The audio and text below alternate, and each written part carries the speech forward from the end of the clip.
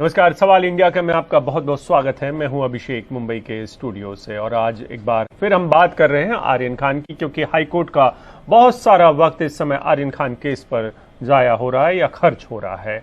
इसमें बड़े बड़े वकील शाहरुख खान की तरफ से लगाए गए हैं, मुकुल रोहतगी जैसे, अमित देसाई और बाकी की पूरी टीम है, सतीश मान शिंदे भी हैं, करंजिया नाम की जो फर्म है लीगल फर्म, वो भी इसका हिस्सा है। तो एक बड़ी बैटरी है बड़े बड़े वकीलों की, और दूसरी तरफ एनसीबी ने भी बड़े वकील लगाए हैं खुद की तरफ से। एएसजी जो है वो पेश हो रहे हैं। इसमें जो बड़ी दिलचस्प बात है वो ये है कि किस तरीके की दलीलें दी जा रही हैं। दलीलें मुकुल रोहतगी की तरफ से जो दी गई हैं अब तक, उनमें बार बार कहा गया है कि ये गिरफ्तारी ही असंवैधानिक है, इलीगल है, गैर कानूनी है, क्योंकि ऐसा कुछ हुआ नहीं। ना तो कंजम्पशन किया गया, यानी कि ड्रग्स तो लिए नहीं गए, और ना ही ड्रग्स बरामद हुए, और ना ही ड्रग्स लेने के लिए किसी पैसे वगैरह की रिकवरी हुई। तो इसका मतलब ये कि ड्रग्स की खरीद फरोख्त नहीं हुई, ड्रग्स कंज्यूम नहीं किया गया, लिया नहीं गया, तो फिर ये गिरफ्तारी क्यों की गई है। ये मुकुल रोहतगी की कल की दलीलें थी। आज इस पर एएसजी जवाब दे रहे हैं। एएसजी कह रहे हैं कि आर्यन खान पहले से ड्रग लेता था, और ये भी कह रहे हैं कि जो उनको जानकारी है, एनसीबी को जो जानकारी है, उसके हिसाब से उनके चैट के आधार पर उन्हें पता चला है कि वो पैडलर के संपर्क में भी था। पैडलर वो लोग होते हैं जो ड्रग्स के बीच में, एक तरीके से आप कहते हैं कि रिटेल शॉपिंग करने वाले लोग होते हैं, जो होलसेलर से, थोक विक्रेता से लेकर छोटी छोटी मात्रा में लोगों को बांटते हैं या खरीद बेचते हैं। तो पैडलर के संपर्क में था, ये एनसीबी की दलील है। एनसीबी की दलील ये भी है कि ड्रग्स भले ना हो मगर डील की कोशिश है, और ये एक गंभीर मसला है। इसीलिए उन्होंने बेहद गंभीर धाराएं, जो साजिश की धाराएं हैं, वो लगाई हुई हैं। और उनका कहना है कि पहली नजर में ये ड्रग्स कारोबार की साजिश का मामला है, पहली नजर में। अब आप देखिए कि इसमें कहीं ड्रग्स मिला नहीं है, लेकिन इसके बावजूद एनसीबी को लगता है कि ये ड्रग्स कारोबार की साजिश का मामला है। और आज ये जो दलीलें हैं लगातार चल रही हैं, और ये भी कहा जा रहा है एनसीबी की तरफ से कि व्हाट्सएप चैट में कारोबारी मात्रा की बात की गई, यानी कमर्शियल क्वांटिटी। कमर्शियल क्वांटिटी का मतलब ये कि ऐसी मात्रा जिसका मकसद व्यापार करना है। और ये भी कहा गया है एनसीबी की तरफ से कि अरबाज के पास से चरस मिला था, और वो आर्यन के साथ ब्लास्ट करने का मामला था, यानी कि साथ में आनंद लेने या पार्टी करने का मामला था। तो ये तमाम चीजें हैं जो एनसीबी की तरफ से कही जा रही हैं।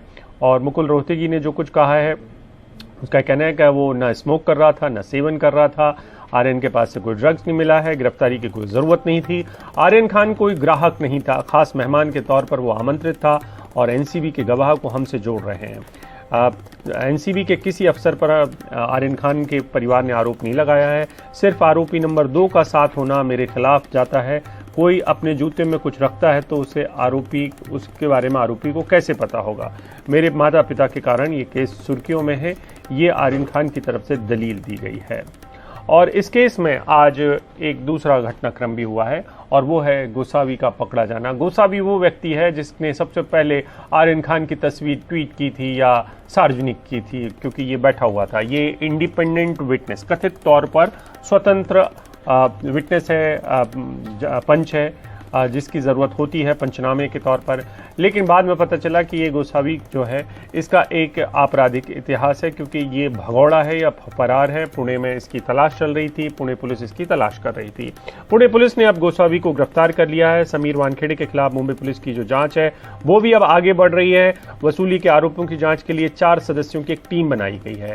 ये जो वसूली के आरोप हैं, ये दूसरे पंच ने लगाए हैं, जो कि गोसावी का बॉडीगार्ड था।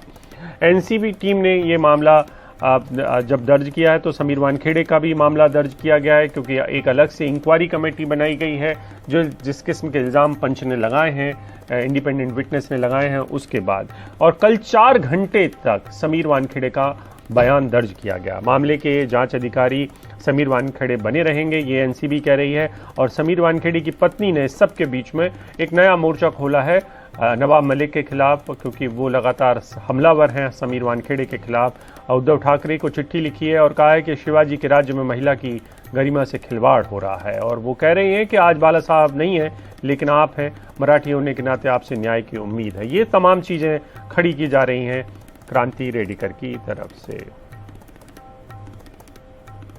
हमारे साथ हमारी साथी पूजा भारद्वाज जुड़े हैं। पूजा, ये बताएं कि बॉलीवुड में, सबसे पहले ये बताएं कि बॉलीवुड में कौन कौन से लोग हैं जो खुलकर सामने आए हैं अब तक, और दूसरा फिर हम केस के बारे में भी बात करेंगे कि केस में अब तक के क्या क्या अपडेट मिले हैं। जी अभिषेक, देखिए जिस तरह का ये मामला है, खुलकर सामने आना या खुलकर सोशल मीडिया प्लेटफॉर्म पर बात करना, ऐसे सितारों की या ऐसे लोगों की संख्या बहुत कम है, लेकिन हाँ कुछ लोग ऐसे जरूर हैं, जैसे कि आपने देखा होगा संजय गुप्ता हो या फिर मीका सिंह हो, इनके कुछ मिलते जुलते ट्वीट थे जिन्होंने कहा था उन बॉलीवुड सितारों को लेकर कि आप लोग अगर आज नहीं अपनी आवाज बुलंद करेंगे या मुंह नहीं खोलेंगे तो कल को हो सकता है कि हर बॉलीवुड सितारे का एक बच्चा जेल में हो। जिस तरह से ये पूरी प्रक्रिया चल रही है, एनसीबी की जो जांच चल रही है, तो इस तरह से एक गुस्सा जाहिर करते हुए सोशल मीडिया पर कुछ लोगों ने ट्वीट किया था। लेकिन खुले तरीके से अगर बड़े चेहरों की आप बात करें तो वो अभी तक सामने नहीं आए हैं, इस मामले पर चुप हैं। वहीं पर अगर आप शाहरुख खान के काम को लेकर अगर आप देखें, उनके प्रोजेक्ट्स को लेकर देखें, तो वो कहीं ना कहीं अनिश्चित समय के लिए रोक दिया गया है। पठान फिल्म में वो काम कर रहे थे, उसको लेकर शूटिंग स्पेन में होने की बात हो रही थी, वो काम रुका हुआ नजर आ रहा है। इसके अलावा एक और उनका प्रोजेक्ट था लायन का, वो कहीं ना कहीं बताया जा रहा है कि वो काम रुक चुका है। हालांकि कुछ प्रोडक्शन का काम उसका शुरू था, लेकिन फिलहाल के लिए जो शाहरुख खान का एक बड़ा प्लॉट था वो कहीं ना कहीं रुका हुआ है। जाहिर सी बात है कि अभी इस वक्त अपने बेटे को जेल से बाहर निकालने की इस पूरी प्रक्रिया में जिस तरह से शाहरुख लगे हुए हैं, बहुत ही मुश्किल है कि इस काम पर उनका ध्यान जाए। तो यहाँ पर अगर बॉलीवुड की तरफ से अगर आप जानकारी लें तो ये अपडेट है। लेकिन जैसा कि आपने पहले बताया कि इस पूरे केस में हर दिन नए किरदार और हर दिन एक नई अपडेट के साथ सुर्खियां बन रही हैं। जैसे कि आज सुबह से शुरुआत हुई, जिस तरह से किरण गोसावी की गिरफ्तारी हुई, उसके बाद हमने देखा कि किस तरह से क्रांति रेडकर का जो खत है वो सीएम के पास पहुंचा है। अब मराठी कार्ड एक प्ले करने की उनकी तरफ से कह सकते हैं कि कोशिश हो रही है। वहीं पर एनसीबी का जो अपनी आंतरिक जांच चल रही है विजिलेंस टीम की, उनकी तरफ से मीडिया के जरिए अपील किया गया था जो किरण गोसावी है उसको बुलाने के लिए। हालांकि उसके पहले गिरफ्तारी हो गई है और प्रभाकर सैल को भी बुलाने की बात की गई, लेकिन मीडिया के जरिए अपील क्यों किया गया? क्योंकि जो प्रभाकर सैल के वकील है उनका कहना है कि हमारे पास ऐसा कोई समन नहीं आया है, तो आपने तकनीकी तौर पर, आधिकारिक तौर पर उनको बुलाया नहीं है बयान लेने के लिए, जैसा कि उनके वकील कह रहे हैं। ये यहाँ पर बात हुई। अब अगर कोर्ट की करते हैं, वहां से क्या अपडेट है, तो आप देखें दलील जो एनएसजी की तरफ से रखी जा रही है, इसके पहले जो बचाव पक्ष की दलील थी कि उनके पास से आपने मेडिकल टेस्ट नहीं करवाया है, उनके पास कुछ मिला नहीं है, तो ये तमाम तर्क जो बार बार बेल हियरिंग में आपने देखा होगा दिया जा रहा था बचाव पक्ष के वकील की तरफ से। यहां पर एएसजी का साफ कहना है कि ड्रग्स रखने और उसके इस्तेमाल की योजना पर आप ध्यान दें कि उनके पास अगर नहीं भी मिला है, लेकिन हमारे पास ये पुख्ता सबूत है कि वो इस्तेमाल करने की योजना बना रहे थे और ड्रग्स मुहैया कराने की, दूसरे को मुहैया कराने की भी बात थी, और ये हमारे पास इसके सबूत हैं। तो जब कोर्ट ने पूछा आपके पास क्या सबूत है, तो आप देखें वहां पर वो व्हाट्सएप चैट के अलावा एक सीक्रेट नोट की भी बात कर रहे हैं। अब वो सीक्रेट नोट क्या है? तो हमारे पास जो लीक हुई व्हाट्सएप चैट मीडिया को मुहैया कराई गई थी अनन्या पांडे के वक्त में, वो एक कह सकते हैं कि एक बहुत ही कुछ स्क्रीनशॉट्स थे जो शेयर किए गए थे, लेकिन पुख्ता तौर पर ऐसे क्या सबूत हैं एनसीबी की ओर से जो कोर्ट में रखे गए हैं या रखे जा रहे हैं? अब सीक्रेट नोट की भी बात हो रही है, तो ऐसे क्या सबूत है जहां पे आप इंटरनेशनल लिंक की बात कर रहे हैं, आप साजिश की बात कर रहे हैं? आपने ये कहा, एनसीबी की तरफ से ये कहा गया है कि 8 लोग जो गिरफ्तार किए गए हैं उनके पास से हमने ये नशीला पदार्थ हमने पाया है। तो जो कमर्शियल क्वांटिटी की बात है, किसी एक की कमर्शियल क्वांटिटी मत देखिए, आप सबके पास से मिली हुई उस क्वांटिटी को देखिए और ड्रग्स के प्रकृति को देखिए। तो इस तरह से आप देखें ये पूरा काउंटर दलील दिया जा रहा है। काउंटर दलील के बीच में एक रिजॉइंडर दलील भी होगा बचाव पक्ष की ओर से। तो देखते हैं कि आज दलील का सिलसिला कितना बड़ा चलता है, और शायद एक वक्त आए कि कोर्ट रिजर्व करे इस ऑर्डर को और कल तक का भी समय जा सकता है, क्योंकि अगर कल तक अगर नहीं आता है ऑर्डर, तो हम देख सकते हैं कि फिर उसके बाद छुट्टी में कोर्ट जाए और फिर एक लंबा वक्त हो सकता है कि जेल में रहना पड़ सकता है आर्यन को। अभिषेक, बिल्कुल, आज का दिन और कल का दिन ही, कल का दिन भी है पूजा की। अगर आज अब से अगर थोड़ी देर बाद तक और ये दलील चलती हैं तो शायद आज के दिन तो आर्यन खान की जमानत, अगर जमानत होती है तो आज भी वो बाहर नहीं निकल पाएंगे, और फिर कल के बाद शायद छुट्टियां लग जाएंगी हाई कोर्ट की भी।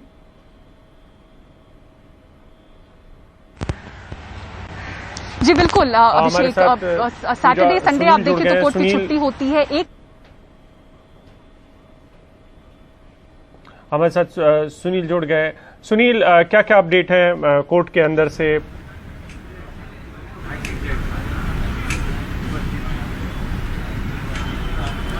देखिए, आज कोर्ट के अंदर additional solicitor general Anil Singh हैं, वो एनसीबी का पक्ष रख रहे हैं और वो बता रहे हैं कि कैसे इस पूरे मामले में कॉन्स्पिरेसी बनती है, कैसे इसको जो है कि कॉमर्शियल क्वांटिटी की उसमें बात की जा रही थी। और उन्होंने ये भी बताया कि जहाँ ये मसला उठाया गया था कि जेल जो है वो अपवाद होता है और बेल जो है वो नियम होता है, लेकिन एनडीपीएस में ऐसा नहीं होता। एनडीपीएस में जेल जो है वो नियम होता है और बेल अपवाद होता है। और सुप्रीम कोर्ट के एक फैसला उन्होंने उद्धृत किया जिसमें उसमें बताया गया था कि ये जो ड्रग्स का जो चलन है, ड्रग्स का जो अपराध है, ये गैर इरादतन हत्या से भी ज़्यादा जघन्य अपराध है, इसीलिए इसमें सख्ती बरतनी बहुत ज़रूरी है। अवैध गिरफ्तारी की बात की गई थी, उसमें उस पर भी उन्होंने कहा कि अवैध गिरफ्तारी की बात अब तब तक नहीं उठाई गई। तीन रिमांड हो गए, सेशन कोर्ट तक मसला आया, तब तक की बात नहीं हो गई थी, अवैध गिरफ्तारी की बात नहीं हुई थी। अरेस्ट मेमो का मामला बताया गया कि किस अरेस्ट मेमो में बराबर जानकारी नहीं दी गई थी, जो उनका अधिकार है उसका इस्तेमाल नहीं कर पाए थे। इसके लिए उन्हें बताया गया कि अरेस्ट मेमो में बाकायदा क्वांटिटी बताई गई थी, कॉमर्शियल क्वांटिटी थी, इसकी भी जानकारी दी गई थी। और सब कुछ जो भी हुआ है बहुत ही नियम के तहत हुआ है। और जो भी मामला बनाया गया है वो चैट के आधार पर जो बातें उठ रही हैं उसमें कहीं साफ तौर पर कमर्शियल क्वांटिटी का उल्लेख किया गया है। और ऐसा उन्होंने ड्रग्स अपने के पोजीशन में नहीं था, लेकिन उसके चैट बता रहे हैं कि वो ड्रग्स के बारे में बात कर रहे थे, ड्रग्स की डील कर रहे थे, तो ये कॉन्शियस पोजीशन के तहत आता है। इसलिए इसको एक साथ में उस दिन 8 लोगों को गिरफ्तारी दिखाई गई थी और उनके अरेस्ट मेमो में भी 8 लोगों का उल्लेख किया गया था। तो ऐसा नहीं कह सकते कि एक सहयोग है और इतनी बड़ी मात्रा में सब लोग अलग अलग लेकर आ रहे हैं, इसको सहयोग नहीं किया जा सकता। इसीलिए पूरा मामला एक दूसरे से जुड़ा हुआ है। ये एसजी की यहाँ पर अभी दलील चल रही है। ये जो चैट का मसला है, ये भी बताएं कि चैट को कितना बड़ा आधार एनसीबी पहले भी बनाती रही है और इस बार भी बना रही है। और दूसरा, उसमें कुछ शब्दों को लेकर बातें हैं कि ब्लास्ट करेंगे, तो मतलब वैसी चीजें जिसमें हम लोग साथ में आनंद लेंगे, मजा करेंगे, इन ऐसे शब्दों को भी एनसीबी इनकी चीरफाड़ करना चाहती है या कर रही है कोर्ट के अंदर।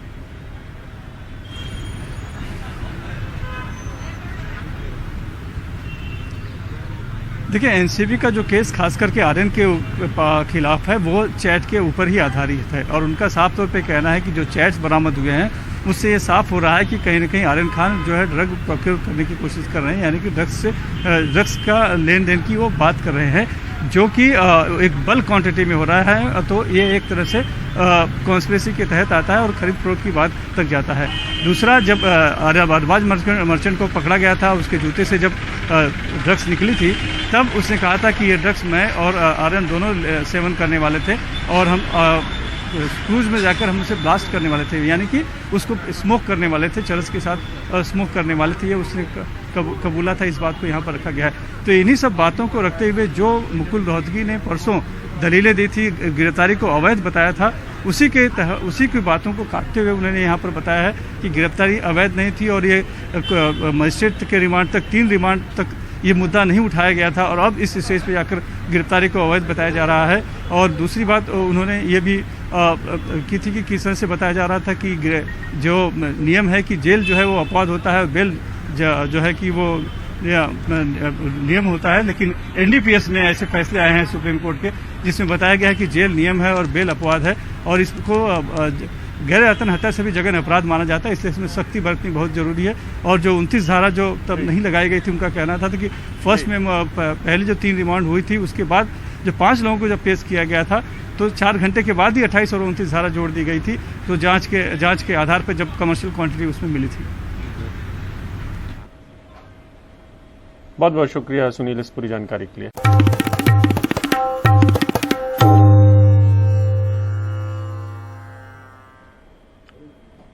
और सवाल इंडिया के हम बात करते हैं कि किस तरीके से पंजाब की सियासत इन दिनों बहुत ज्यादा गर्म है, क्योंकि अरविंद केजरीवाल 2 दिन के मिशन पंजाब दौरे पर हैं और उधर पर कैप्टन अमरिंदर सिंह पंजाब से बाहर निकलकर अमित शाह से मुलाकात कर चुके हैं। और कांग्रेस के अंदर भी बहुत कुछ उठापटक जारी है, क्योंकि वहां के मुख्यमंत्री, पंजाब के मुख्यमंत्री चन्नी साहब जो हैं वो दिल्ली में हैं और इसको लेकर उनकी पार्टी वाले ही उन पर छीटाकशी भी कर रहे हैं। और दिल्ली से आज केजरीवाल ट्रेन के जरिए संगरूर पहुंचे और फिर वो बाकी के वहाँ पे किसानों के साथ संवाद करने की का आज उनकी योजना थी। हमारे साथी मोहम्मद गजाली जुड़ रहे हैं। गजाली, बताएं कि किस तरीके से पंजाब में क्या क्या चल रहा है। अरविंद केजरीवाल भी हैं, चन्नी साहब बाहर हैं, अमरिंदर सिंह अपनी पार्टी का ऐलान कर सकते हैं और जाखड़ साहब भी कुछ कह रहे हैं। जी देखिए, अमरिंदर सिंह के पार्टी की घोषणा कब होगी, कैसे होगी, कौन लोग होंगे साथ में, फिलहाल इस पे तो कोई क्लैरिटी है नहीं, लेकिन जल्द होगी, इस पे क्लैरिटी है। खुद अमरिंदर सिंह दिल्ली गए हुए थे कि गृह मंत्री अमित शाह से मिलकर कृषि कानून के ऊपर जो मसला बना हुआ है उसको सुलझाने की कोशिश करें। इसी बीच पंजाब के भी मुख्यमंत्री दिल्ली पहुंचे हुए हैं। पंजाब सरकार के नेता जो हैं या मंत्री हैं वो दिल्ली पार्टी हाईकमांड से इसलिए भी मिल रहे हैं क्योंकि उनको इस बात की भी चिंता है कि अगर अमरिंदर सिंह अपनी सरकार सरकार नहीं, अगर अमरिंदर सिंह अपनी पार्टी बनाते हैं तो उनके करीबी जो कांग्रेस में शायद वो पार्टी छोड़ के उनकी तरफ ना चले जाएं, तो वो कांग्रेस की अपनी एक स्ट्रेटजी चल रही है। इसी बीच आज बीजेपी ने पंजाब में अपने चुनावी कैंपेन की शुरुआत कर दी है। 3 केंद्रीय मंत्री गजेंद्र शेखावत, हरदीप पुरी और मीनाक्षी लेखी यहाँ थी, पार्टी कार्यकर्ताओं से बातचीत की। लेकिन एक प्रेस वार्ता में जो भाजपा के नेता हैं वो अमरिंदर सिंह के सवाल पर यही कहते रहे कि उनकी जो नेशनलिस्टिक क्रेडेंशियल्स है या जो भावना है राष्ट्रवाद की, उसको वो सपोर्ट करते हैं। तो एक बात तो अब बिल्कुल ही जग जाहिर है कि अमरिंदर सिंह बीजेपी के साथ हैं, कांग्रेस और आम आदमी पार्टी और अकाली दल के होने की वजह से ये पूरा मुकाबला चौतरफा हो चुका है। बहुत बहुत शुक्रिया गजाली इस पूरी जानकारी के लिए। वक्त एक ब्रेक का है।